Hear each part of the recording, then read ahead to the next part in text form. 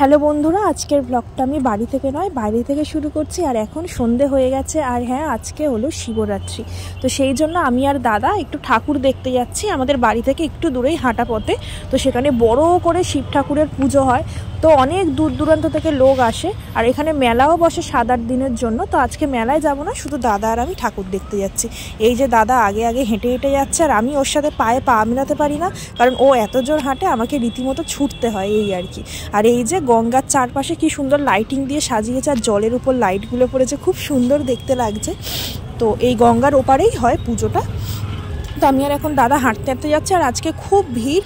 আর যদিও আমি জল ঢালতে যাচ্ছি না, শুধু ঠাকুর দেখতে যাচ্ছি, কারণ আমি সেভাবে উপোস করে থাকতে পারি না।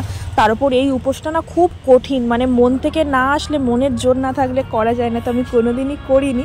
তো এই যে বড় শিব ঠাকুর আর দুর্গা ঠাকুর, ভিতরেও হলো যে মন্দিরে শিবলিঙ্গ আছে, তো তোমাদেরকে দেখাবো। শিবরাত্রি উপলক্ষে না এখানে মানে 7-8 দিনের জন্য মেলা বসে। তো আজকে আমি আর দাদা মেলায় যাব না, মেলায় আসবো অন্য দিন মায়ের সাথে, তো সেদিনকেই তোমাদেরকে দেখাবো। আর এই যে এবার আমি মন্দিরের ভিতর যাব, আর তোমরা দেখতে থাকো। আর আমাদের বাড়ির আশেপাশে যেহেতু অনেক জায়গায় পুজো হয়, তো ওই জন্য সকাল থেকে বেশ ভালো গান বাজছে, কি সুন্দর ঠাকুরের গান, শুনতেও ভালো লাগছে, কিন্তু আমি দিতে পারলাম না, তো ওই জন্য মিউট করা রয়েছে প্রথম থেকেই। তো তোমরা এবার ঠাকুরগুলো দেখো, বেশ ভালো লাগবে।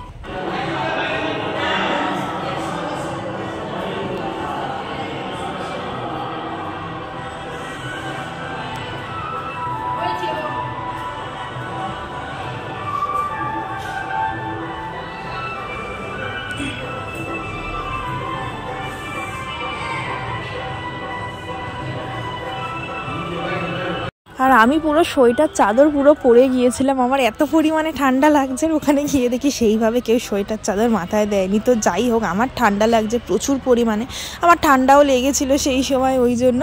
আর এই দেখো এদিকে কত ভিড়, এখনও পুজো শুরু হয়নি। একজন পুজো দিচ্ছে, হয়তো যারা হলো যে থাকতে পারবে না চলে যাবে, অনেক দূর দূর থেকে আসে তো, কিন্তু বেশিরভাগ এই যে কত লোক দেখো লাইন দিয়ে বসে রয়েছে। আমার হলো যে ঠাকুর দর্শন করা হয়ে গেছে, এবার আমি বেরিয়ে যাব। দাদা এই দিকে নেই, দাদা ওই দিকে গিয়ে আমার জন্য দাঁড়িয়ে আছে।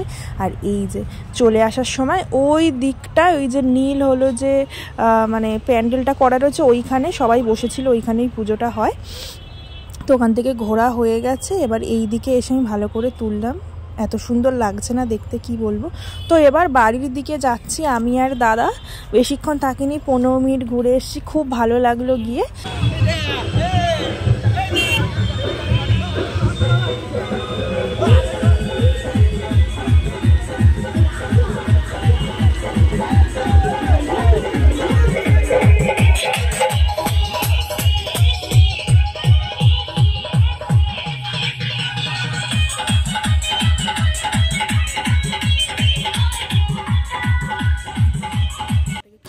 তাহলে ব্লগটা এখানেই শেষ করলাম। ভিডিওটা যদি তোমাদের একটু ভালো লেগে থাকে তাহলে লাইক, কমেন্ট এবং সাবস্ক্রাইব করে দিও। টাটা।